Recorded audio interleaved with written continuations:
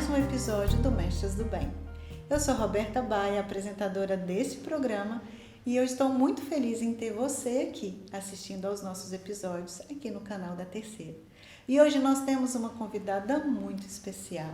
Ela é terapeuta e fundadora do projeto Mulher de Coragem. Lília de Paula, seja muito bem-vinda ao Mestres do Bem. Obrigada, minha linda. É uma honra para mim também estar aqui. É uma honra poder falar da comunidade Mulher de Coragem e também ajudar as mães aí, né, na relação com os filhos para fortalecer famílias. Muito obrigada pelo convite. Nós que nos sentimos assim honrados com a sua presença. Obrigado por aceitar o nosso convite. E é uma honra ter você aqui de novo, né? Te conheci lá no Congresso de Mulheres lá em Santa Luzia. Nossa, amei todas as palestras, foi um tempo muito abençoado. E eu tenho certeza que hoje, assim como eu fui abençoada, você aí de casa também será muito abençoada com tudo que Lília tem a compartilhar com você hoje. No episódio de hoje, nós vamos dar início a uma nova série aqui no Mestres do Bem, Doadoras de Vida em Treinamento. É uma série voltada e pensada especialmente aí para as mamães. Seja mamãe que está pensando em engravidar, mamãe de crianças pequenas, adolescentes e até mesmo de filhos adultos. Ou seja, nós sempre somos mães em treinamento, né? Temos sempre algo a compartilhar, algo a aprender. E isso vai nos fortalecendo a cada dia, certo? No episódio de hoje a gente vai conhecer um pouquinho mais da Lília e vamos conhecer também um projeto que ela tem, uma mentoria, né, Lília? É uma mentoria, né? Uma mentoria que fala sobre mães... O nome da mentoria é Mãe Melhor. Mãe Melhor. Isso. Eu já ouvi algumas coisas, né, assim, não conheço bem, a fundo ainda não participei, mas eu fiquei encantada com o que eu já vi no Instagram. E hoje ela se dispôs a estar aqui compartilhando algumas coisas, alguns conhecimentos, algumas dicas preciosas para nos ajudar aí nessa caminhada, nessa missão da maternidade. Pessoal, então vamos lá conhecer um pouquinho. Conta pra gente, quem que é Lília de Paula? Bom, Lília de Paula, eu vou começar falando, né, que eu sou filha amada do Pai, como você e como todas as mulheres que estão nos assistindo, porque na maioria das vezes a gente tem dificuldade de se conectar com isso e de verdade se posicionar como filha de Deus, como filha amada do Pai. Então, sou uma mulher temente a Deus, uma mulher adoradora do Senhor, e eu sou mãe, sou esposa, e tenho aí a missão, um sonho de fortalecer famílias. E para que esse sonho meu aconteça, eu preciso de você e preciso de todas vocês que estão vendo a gente também, porque sozinha eu não consigo. Então, essa é a minha missão. Que lindo, né, gente? E essa missão da Lília tem tudo a ver com ser mestras do bem.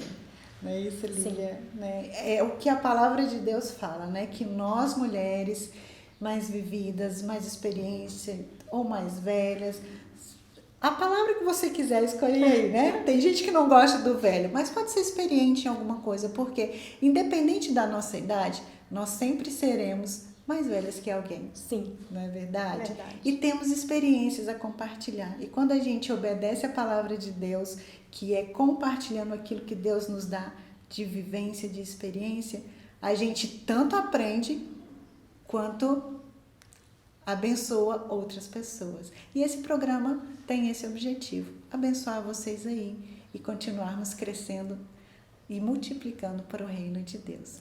Lília, conta pra gente aí como que foi o seu processo de se tornar mãe, os seus desafios, a sua história com a maternidade. Bom, muitos desafios tem a maternidade, né? Um deles é que eu fui mãe bem jovem. Eu tinha 19 anos quando eu fui mãe.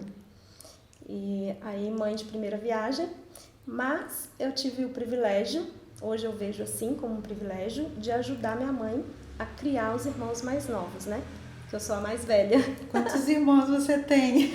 Minha mãe teve 6, infelizmente nós perdemos uma bem novinha, então nós somos 4, 5, 4 moças e um rapaz. E aí eu ajudei a cuidar dos mais novos, então, e eu sou do interior de Minas Gerais, Santa Maria do Suaçuí, uma cidadezinha com 14 mil habitantes, alguém conhece?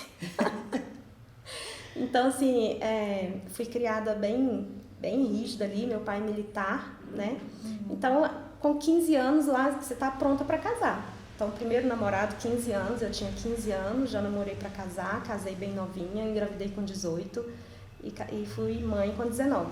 Então, teve todos esses desafios de não dormir, né? De chegar cansada da maternidade e não ter quem ajudar, não dormir.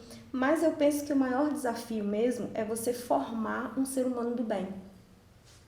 Né? Você realmente conseguir passar os princípios do Senhor e, como a avó e a mãe de Timóteo, né? Transmitir a palavra do Senhor e fazer com que o seu filho cresça ali nos caminhos do Senhor e seja um homem do bem e tenha um coração bom. Esse eu acho que é o maior desafio, de você conseguir fazer isso dentro da dinâmica familiar e não se perder no meio do caminho. Nossa, mas você era muito novinha, 19 Sim. anos, né? E os estudos? Você também estudava nesse meio tempo quando eu aí, nesse engravidei processo? com 18 anos, eu estava no último ano de faculdade, do ensino médio, que na época eu fazia contabilidade. E aí eu parei de fazer já no finalzinho, já formando já.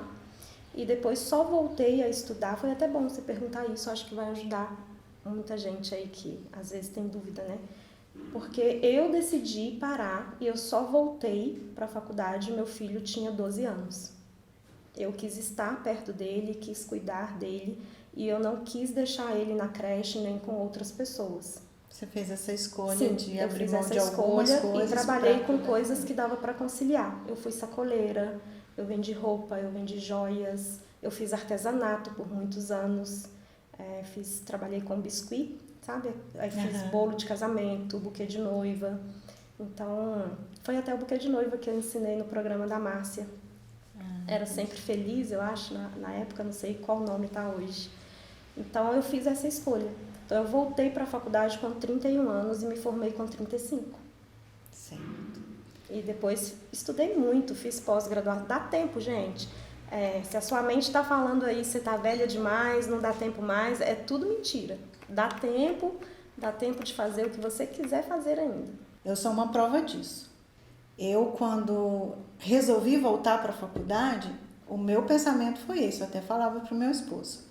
Mas eu não vou voltar a estudar agora, eu vou terminar minha faculdade com 43 anos, eu vou estar muito velha. E eu falava isso para ele. Ele, não, amor, não tem nada disso não, pode ir, vai. E aí, eu fiz sim a minha faculdade, terminei, né, no final do ano passado.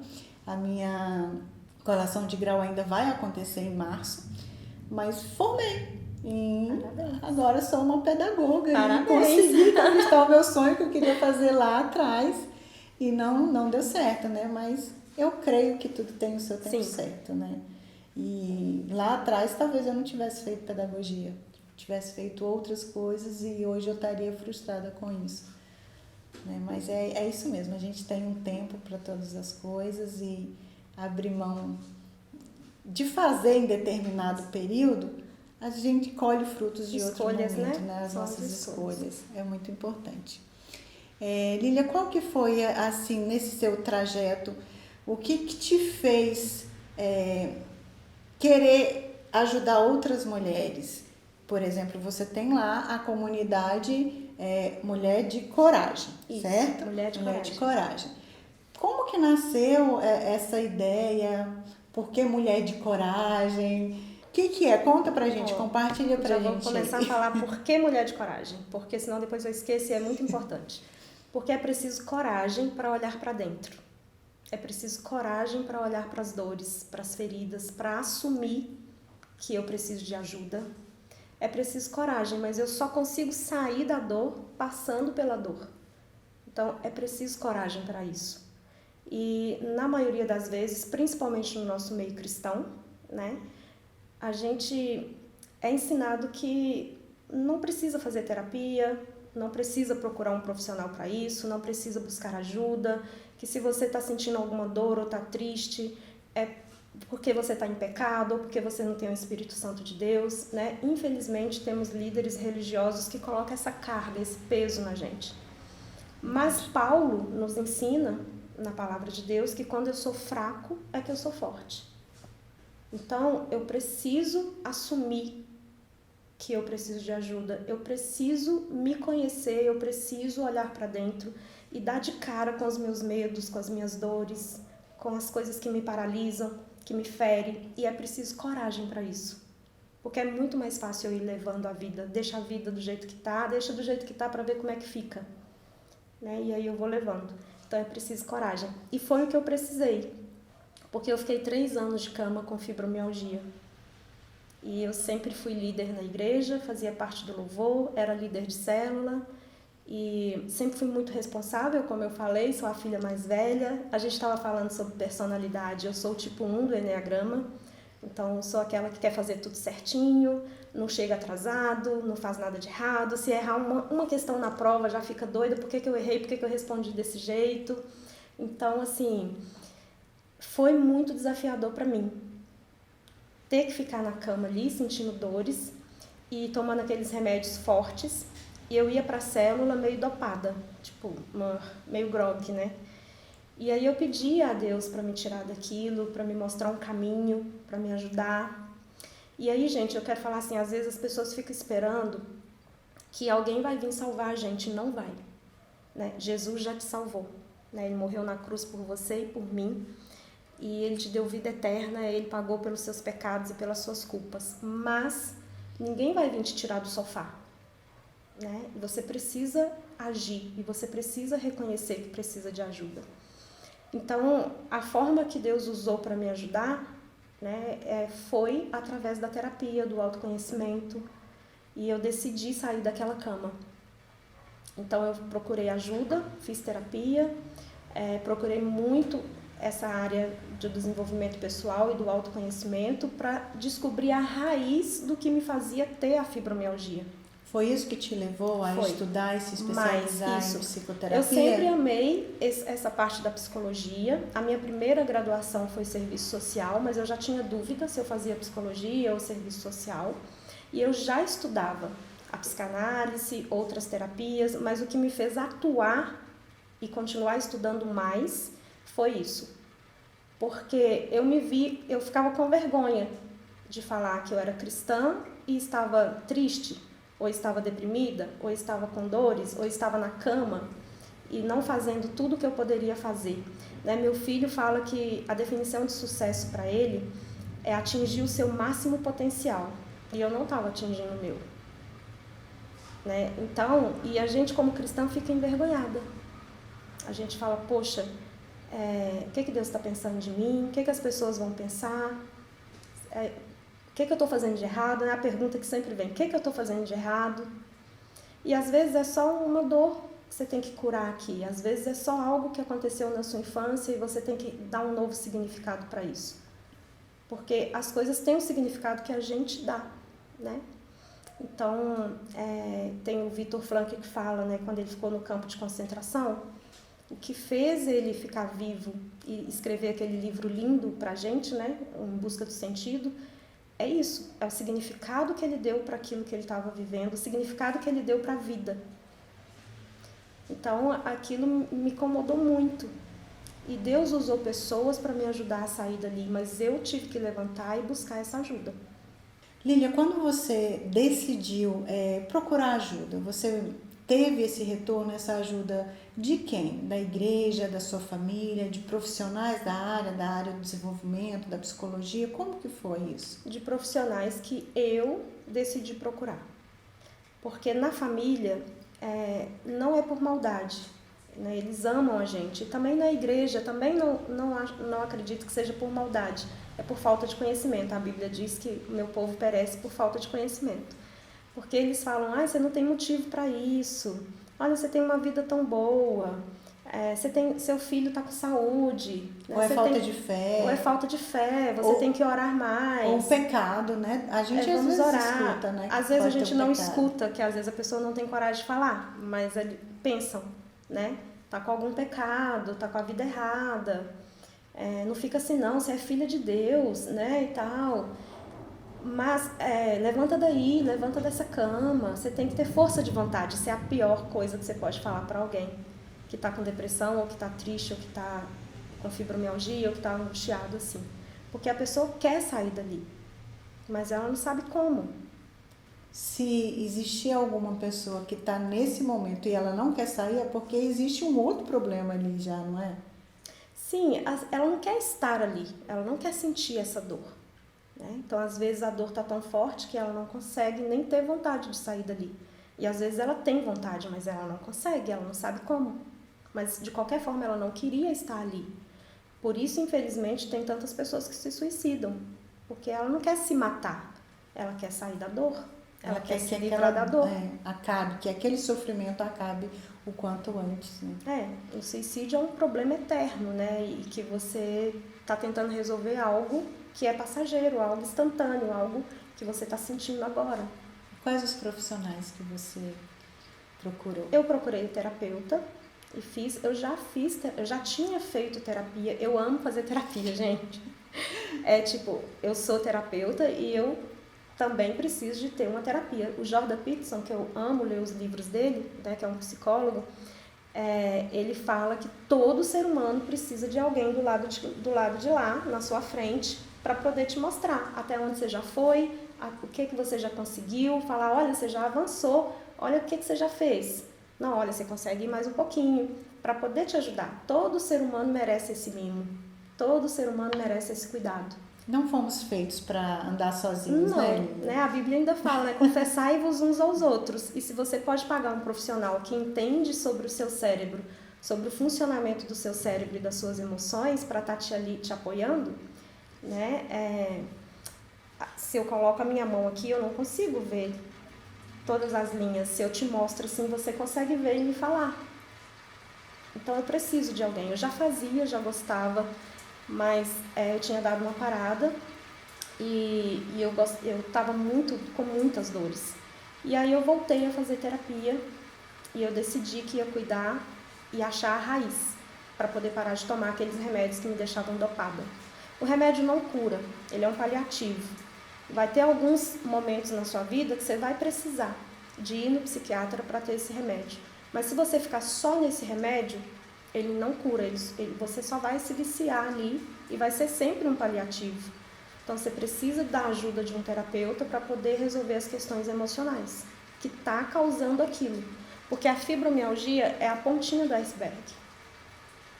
Né? As dores no ombro, as dores de cabeça, a ansiedade, os medos, é tudo a pontinha do iceberg. O mais profundo é o restante todo que está abaixo da água. Por isso que é preciso coragem para mergulhar aqui dentro. E precisa também ter coragem de aceitar a ajuda. De aceitar, de buscar, de reconhecer. É muito mais profundo do que a gente imagina. E eu conheço né? muitas pessoas, inclusive bem próximas de mim, que estão passando por um período de depressão e que fala, não conta para ninguém, por favor. Eu tenho vergonha de falar que eu fui afastada por causa da depressão. Ainda tem que lidar por ser com cristã, a culpa, né? E lidar com a culpa, com a vergonha e de não ter literalmente o apoio dos cristãos, porque dentro da igreja a maioria, claro que tem muitas pessoas que não são assim, né? Mas a maioria acha ainda que tem um preconceito ainda de que não precisa fazer terapia. Então você, além da comunidade, que você ajuda essas mulheres a parar e olhar para si, você tem a mentoria, né, de Mãe Melhor, e você trabalha especificamente a maternidade com elas, ou o relacionamento com os filhos. Eu trabalho a parentalidade. Eu atendo individual casais, com filhos ou sem filhos, casais que pretendem se casar, para já entrar no casamento sabendo quais são os valores de cada um, e qual a cultura que eles querem construir na família, que família vai ser essa, qual o propósito dessa união. E para já saber, quando os filhos vierem, que valores a gente vai ensinar para esses filhos, como a gente quer cuidar deles. Né? Então eu trabalho a construção da cultura familiar, ajudo as mães a formar a autoestima dos filhos. A autoestima é formada até por volta de 7 anos de idade, e os valores você consegue ensinar até 12, 14 anos de idade. Entendi. Aí a partir da adolescência os valores já estão pré-definidos. Então eu ajudo na construção da cultura familiar, de como eu vou fazer para que o meu filho se sinta pertencente, para que o meu filho ame a cultura dessa família e ame pertencer a essa família, e como que eu vou conseguir transmitir para ele os meus valores e aquilo que eu acredito. Então eu trabalho essas questões na parentalidade.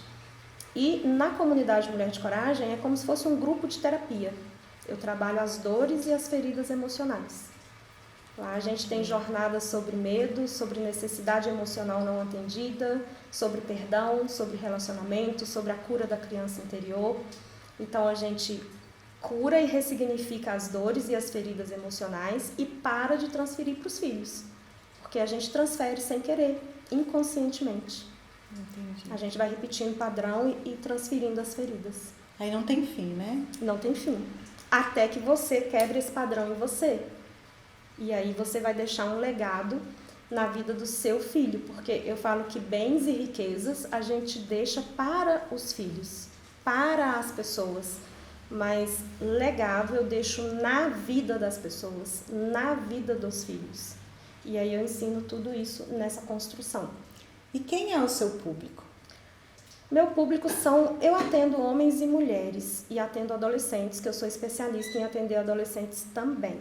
Tudo em prol de fortalecer a família.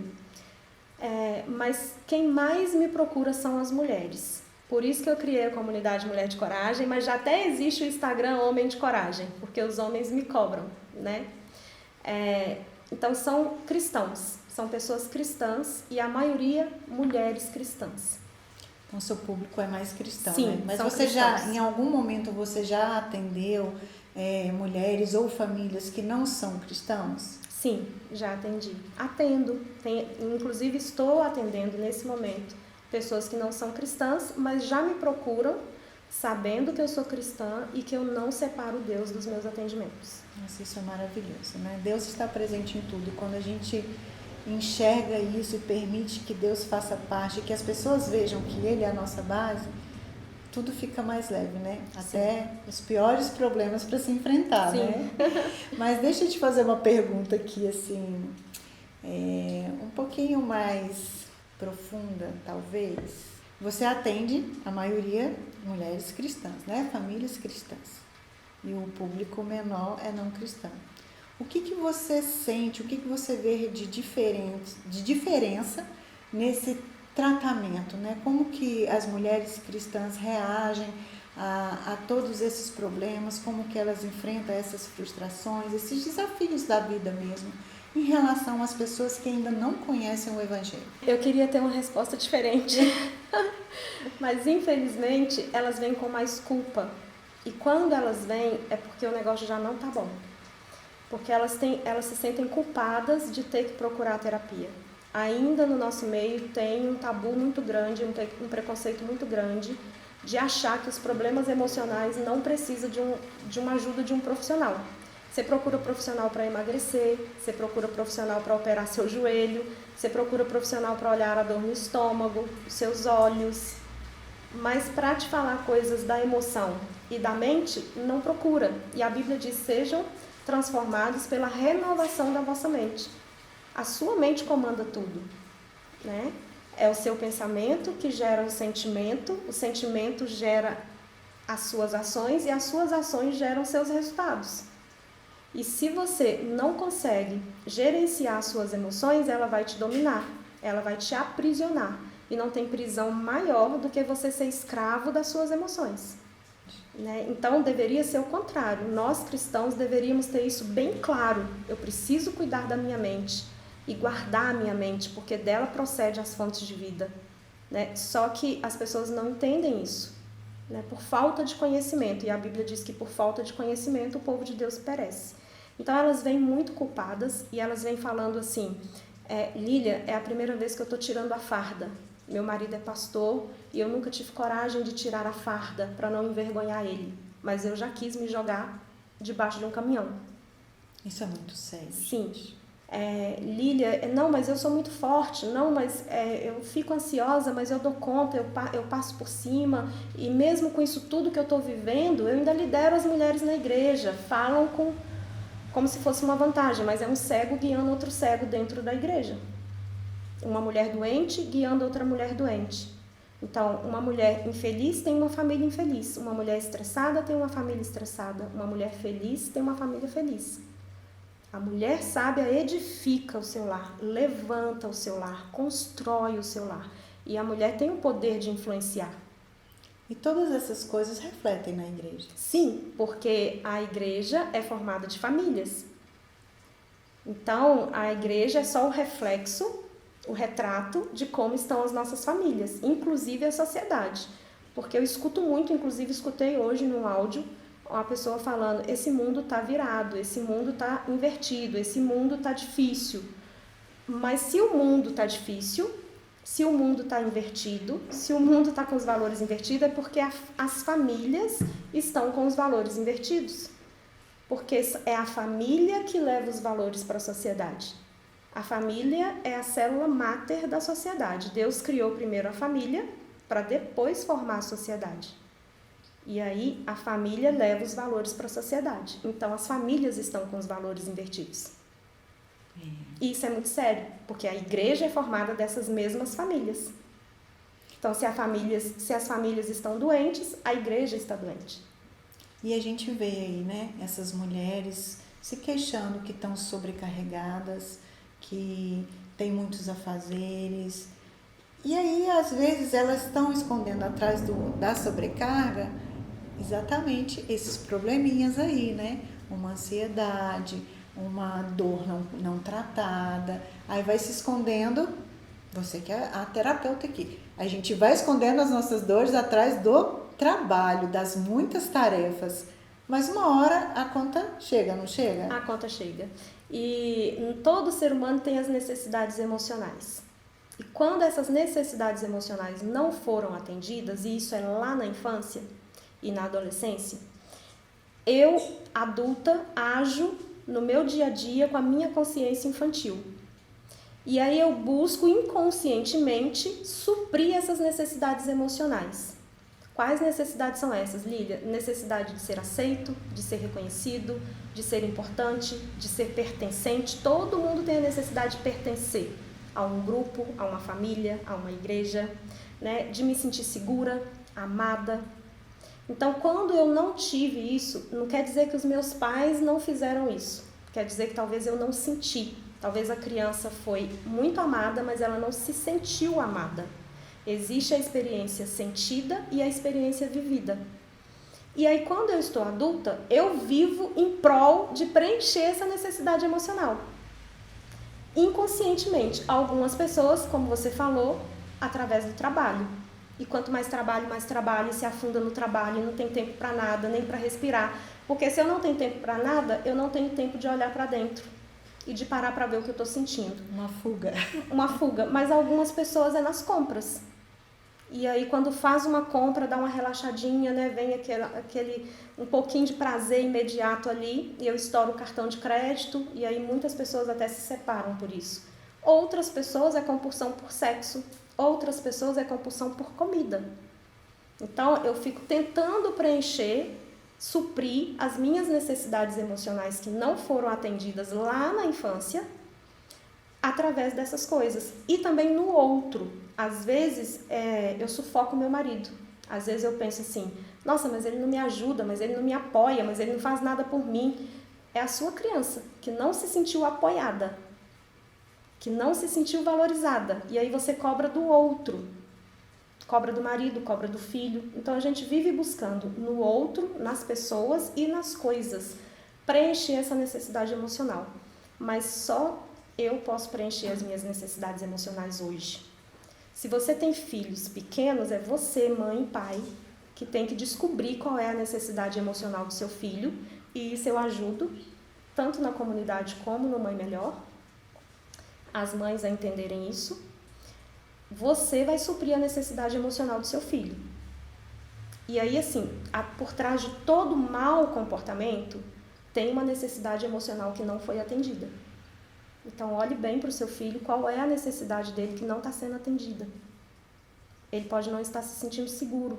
Talvez você fala que eu vou surtar, eu vou morrer, na hora que você acordar eu não vou estar aqui mais. Se você continuar assim, eu vou sumir. Né? Então, ele está se sentindo inseguro. E aí você acha que ele é pirracento, que ele é birrento. São as pequenas ameaças que às vezes a gente acha que não tem muito efeito, mas causa exatamente o efeito que às vezes a gente quer que cause, né? Esses dias uma mãe Medo. Esses dias uma mãe me falou assim, o filhinho de 4 anos estava brincando de arminha e deu um tiro nela. Ela fingiu que tinha morrido de verdade.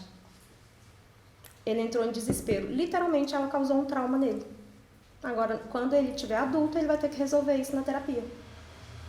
Porque o inconsciente acredita em tudo. O inconsciente é igual uma esponjinha. E a criança não tem o córtex pré-frontal ainda formado, não tem o cérebro todo formado, não tem o consciente dela ali, ela não tem capacidade cognitiva para formular: minha mãe estava só brincando. Então, ali causou uma emoção, uma ferida que ele vai ter que resolver depois. Tem que ser muito bem pensado, até as brincadeiras que a gente faz com as crianças, Sim. né? Recentemente eu estava falando lá em casa com os meninos assim: gente, eu já tenho 2 adolescentes, um de 16 e um de 18, mas a gente sempre resgata algumas coisas que é importante. Eu lembrei disso quando a Lília estava falando. Eles falavam assim: mamãe, quando eu era pequena, a senhora não deixava eu assistir o desenho X. Por quê? Aí eu fui lá explicar para os meus adolescentes. Porque a mamãe sabia, não sei onde que eu aprendi, mas eu sabia que se você assistisse aquele desenho, você ia querer fazer todas aquelas coisas com seu irmão mais novo. Seja quando a mamãe estivesse perto ou não. E era perigoso. Então a gente tem que pensar no que a gente deixa você assistir naquela idade, se você tem capacidade de realmente entender que aquilo ali é uma fantasia e que só funciona na TV. Na vida real não é bem assim. Aí eu lembrei ele assim, Gabriel, né, que faz essas coisas. Ele já era mais velho, né, amor? Uns 7 anos. Nós mudamos para um apartamento e a gente tem uma área. O que Gabriel fez? Pegou um guarda-chuva e foi lá pular o muro para ver se realmente ele ia voar igual ele tinha visto no desenho. Não falou nada com a gente. É claro, né, gente, o que aconteceu? Bateu o bumbum no chão e machucou. Ficou lá, envergonhado e triste, passou muito tempo para falar com a gente. Mas eu contei essa historinha mesmo só para ilustrar um pouco o que a Lília está falando. A gente tem que ter cuidado com tudo, né? Prestar atenção na inteligência que os nossos filhos têm, no desenvolvimento cognitivo de cada idade, de cada etapa. E saber que certas coisas não se fala, não se compartilha, não se deixa ouvir, porque ele não vai ter a maturidade para digerir aquilo. E o que vai acontecer? A gente mesmo, com o amor que a gente tem, vai estar causando traumas para os nossos filhos, que eles só vão resolver na vida adulta. E que isso vai, às vezes, até em gerações futuras. Então é muito sério, né? A gente ter esse olhar, essa sensibilidade do que deixar, né, entrar dentro da nossa casa e na vida dos nossos filhos. 2 coisas. Primeiro, um alerta para as mulheres, que mesmo que a gente não fale, não deixe eles ouvirem, se eu estou triste ou com as emoções abaladas, eles vão sentir e eles vão absorver isso. Então, tenham coragem, olha para dentro e resolva isso. E segunda coisa, dentro disso que você falou, é que o nosso cérebro ele não difere fantasia e realidade. Você já chorou assistindo um filme? Sim. Por que isso é mentira?